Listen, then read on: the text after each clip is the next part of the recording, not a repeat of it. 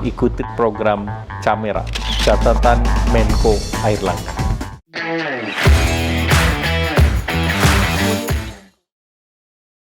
Bang Sahmud, saya tadi penasaran, saya tertarik dengan cerita Abang tentang partai politik Golkar ya, yang sekarang tempat Abang bernaung ya.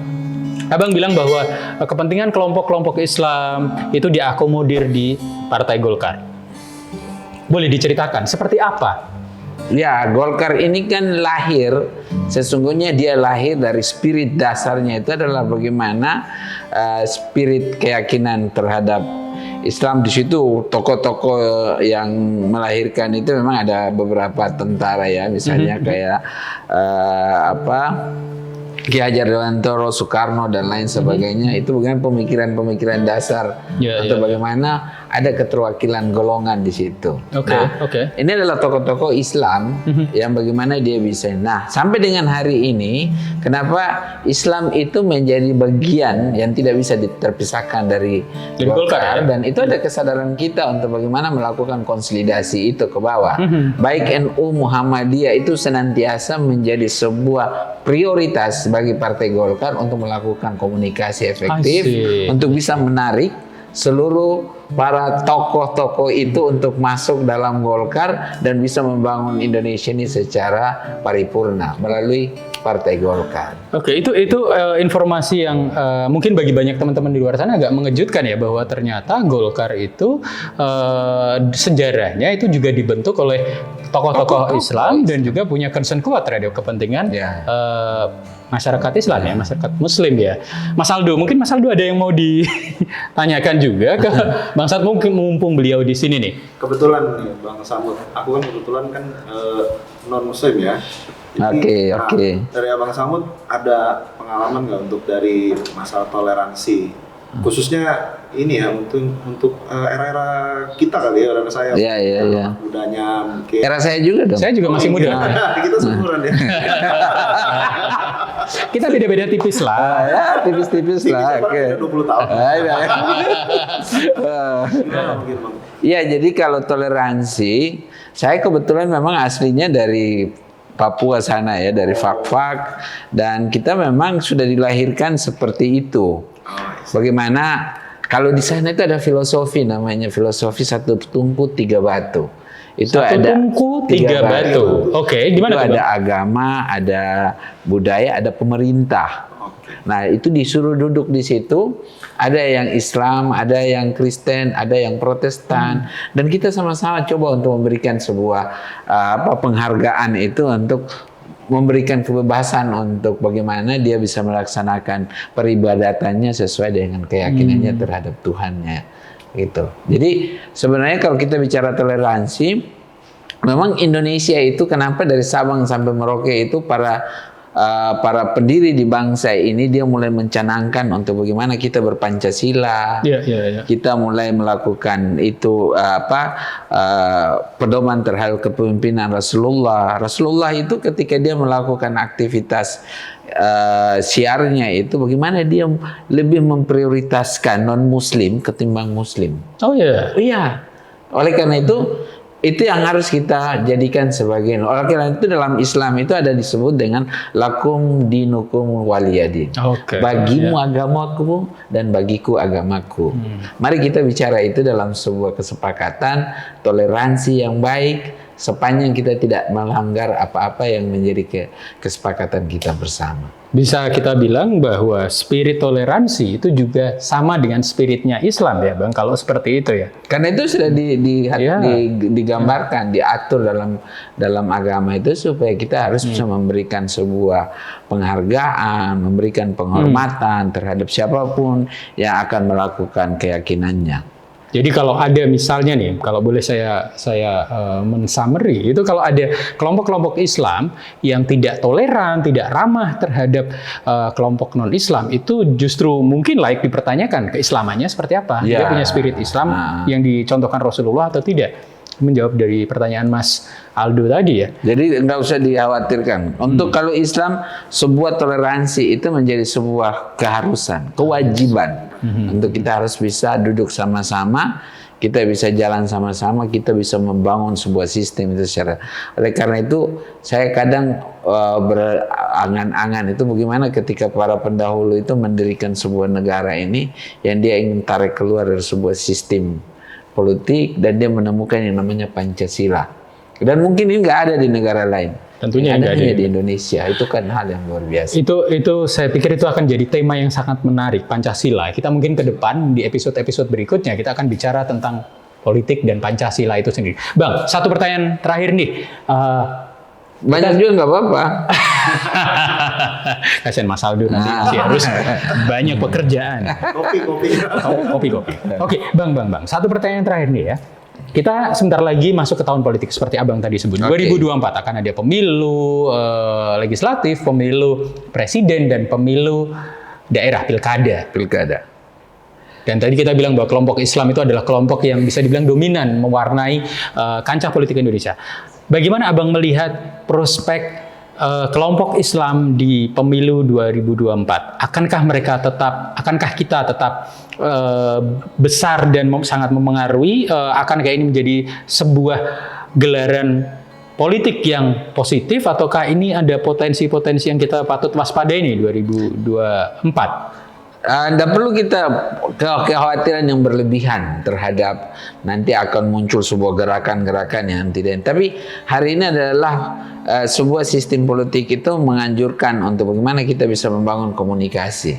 Oleh karena itu hari ini partai yang kebetulan saya di dalam Golkar, yaitu kita udah mulai membangun itu, ketua umum sudah mulai datangi untuk membangun komunikasi, mulai duduk sama-sama bercerita tentang apa yang sebenarnya menjadi yang harus dilakukan oleh Partai Golkar, sehingga Islam itu menjadi sebuah kekuatan yang harus tetap didekati oleh kekuatan politik, karena Islam merupakan mayoritas. Sehingga kalau Islam kita tidak membangun komunikasi, maka kekhawatiran sebuah politik itu akan mengalami kekosongan dan tidak bisa mencapai apa yang menjadi tujuan daripada sebuah sistem politik tersebut. Jadi bisa dibilang kita, teman-teman di luar sana, tidak usah terlalu khawatir dengan prospek Indonesia di 2024 mendatang. Kekuatan Islam harus optimis.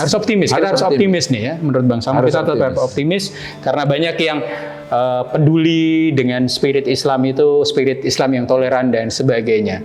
Oke, sebelum acara kita akhiri, saya ingin mengajak teman-teman semua untuk menyaksikan sebuah performance dari Mas Aldo. Mas Aldo ini sebenarnya nggak cuman jago main musik, tapi seperti teman-teman lihat di awal tadi, dia juga jago main sulap. Dan saya akan minta Mas Aldo untuk perform satu trik sulapnya.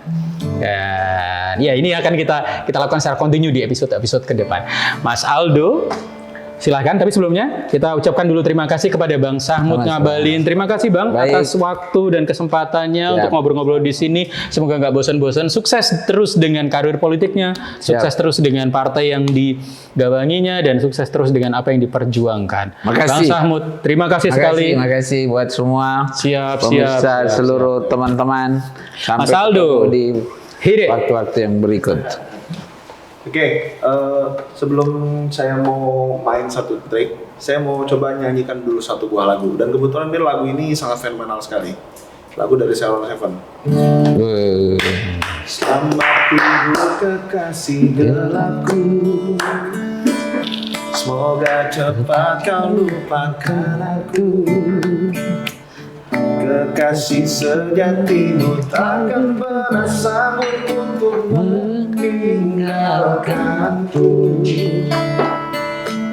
Selamat tidur kasih tak terluka, semoga kau lupakan aku cepat. Kekasih sejatimu takkan pernah sanggup untuk meninggalkanmu. Mantap. Bang, mau tau nggak kenapa saya nyanyiin lagu tadi barusan? Apa itu? Apa alasannya itu? Nah, jadi lagu Sepia ini kalau saya tahu dari ceritanya, Eros ini menciptakan lagu karena dia ditelepon sama seseorang namanya Sepia setiap malam. Itu dalam beberapa minggu. Ini yang telepon Sepia apa Eros? Nah, jadi si Erosnya ditelepon sama si Sepia itu. Sleep call ya, kalau orang sekarang bilangnya sleep call nih. Ah, sleep call. Mau tahu nggak yang terjadi? Ternyata saat si Eros cari tahu Sepia tersebut, kenapa bisa dapat nomor teleponnya Eros? Dan selidik demi selidik, Sepia ini ternyata sudah meninggal 3 bulan. Wow. Dan gara-gara itu akhirnya Eros menciptakan lagu ini dan akhirnya itu jadi fenomenal. Gitu. Oke. Dari cerita itu sebenarnya saya sangat tertarik sekali ya, karena begitu saya tahu sejarah lagunya, saya jadi seperti seakan-akan ada kekuatan dalam lagu tersebut. Gitu. Nah, di sini saya mau pakai dalam permainan saya ya. Saya akan coba ilustrasikan dalam sebuah kartu. Ya. Percaya nggak? Saat kita menyanyikan lagu tadi, spiritnya Sepia itu sebenarnya ada di sini. Spiritnya ya kita. Iya. Oke. Seperti kayak misalnya kita nonton proklamasi dari Bung Karno gitu, dan juga ini kita lihat dari Bung Karno lah ya. Saya paling ngambil contoh gitu. Nah, saat kita dengar pidatonya itu seperti ada spirit. Nah, ada kekuatan. Ada kekuatan. Nah, jadi secara tidak sengaja saat kita nyanyikan tersebut ada spiritnya Sepia di sini. Oke, saya akan ngambil contoh dari sebuah. Saya agak merinding ya. Oh, itu tujuan saya justru. Itu justru tujuan saya. Oke ya. Kita akan main kartu.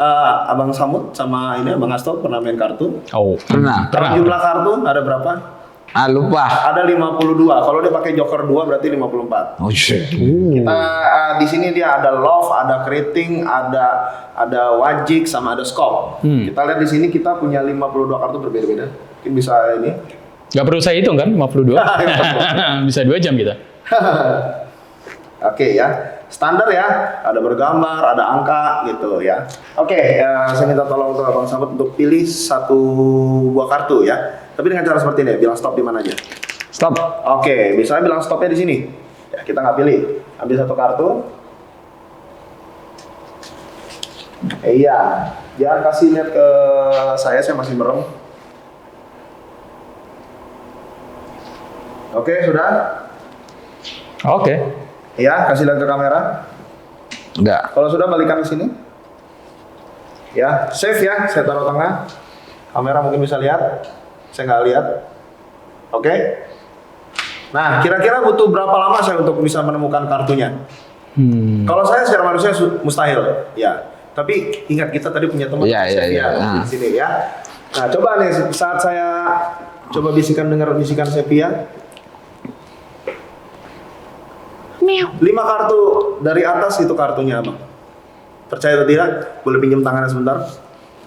Ya, kita hitung ya. 1, 2, 3, 4, 5. Oh, cakep nih.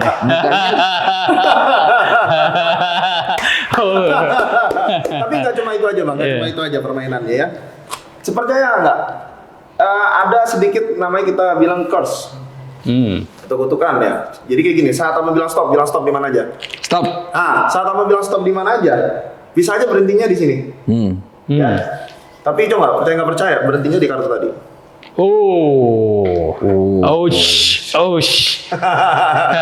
Dan uniknya ada lagi kayak gini ya. Uniknya seperti ini. Kita lihat. Ya, ini as keriting di tengah. Bisa lihat. Saat kita masukkan ini pelan-pelan, kita tiup kartu yang naik ke atas. Buset. Mantap sekali.